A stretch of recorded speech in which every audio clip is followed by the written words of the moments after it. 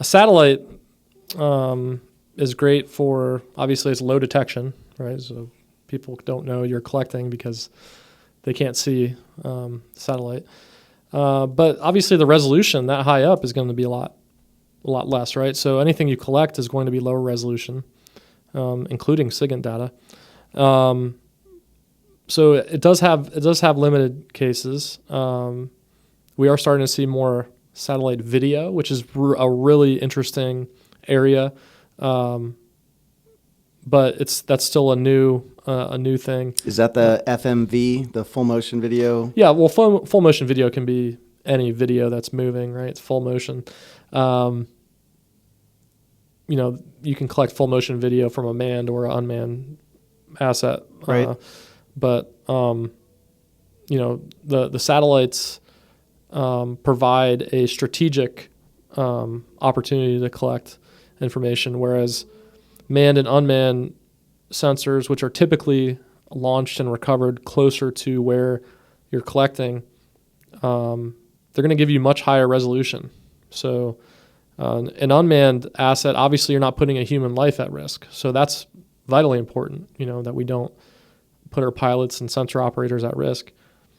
And because they can sometimes have very long flight times, they can loiter and collect for a long time, 18, 20 hours of collection, depending on their payload and sensor packages and things like that on the unmanned side. Now, on the manned side, typically they can't loiter as long, right? Because the manned aircraft, they have crews, they have big, heavy equipment on there, but they can carry much bigger payloads, so they can have a lot of different sensors. So you can have one manned aircraft with 10 different types of sensors on it, including video or still frame, LiDAR, hyperspectral, I mean, you name it.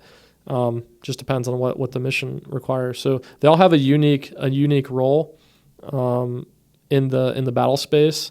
And at Geo Owl, we help the military optimize that collection. We help them understand what's best for the certain situation that they're working on. Being able to optimize intelligence collection assets saves us time and saves us money. And time is vitally important in the intelligence life cycle. So they rely on us to provide those vital services of helping them understand how to get the best answer, what assets to use, what sensors to use, where they should be collecting at, and where they should be flying. So I would say it's a great question because, ISR is a very ambiguous term. It can mean anything, intelligence, surveillance, or reconnaissance. Those are three massive fields. Right. Yeah. But I think in the military space specifically, the satellites, the manned assets, the unmanned assets. Now we're actually seeing balloons as well. It's a big thing. Balloons that fly in the stratosphere. How are balloons being used in 2021? Yeah. So there's a few companies right now that are piloting balloons in the stratosphere. I don't know how they do it, but so we're talking like 120,000 feet plus in the air, way up there in the stratosphere, whatever the level of stratosphere is. Right. I'm not quite sure. I know it's above where a commercial aircraft flies. So maybe 75,000 feet or so.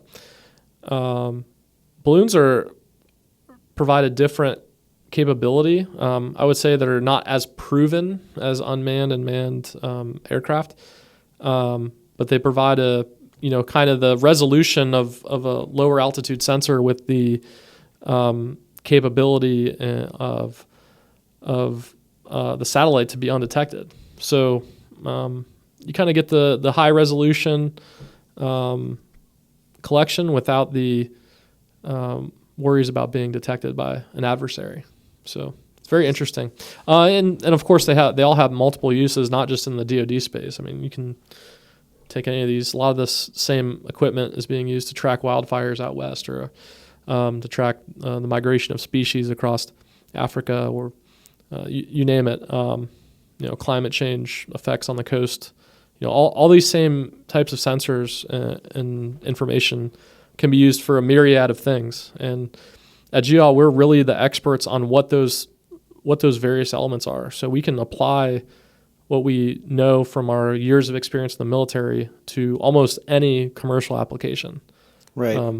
So it's actually a really unique and interesting field to be in. I love it. It blows my mind that like something so fundamental and archaic technology like a balloon. I mean, balloons were like they were the. Well, it's not a balloon in the traditional sense. They look really funky. You know, they're like these big old massive things. They have huge. They're very tall and made of crazy material. But yeah, I can. But the fact that they're playing a role in like revolutionary technology today, right? I mean, that's crazy because that light at the infancy of flight and.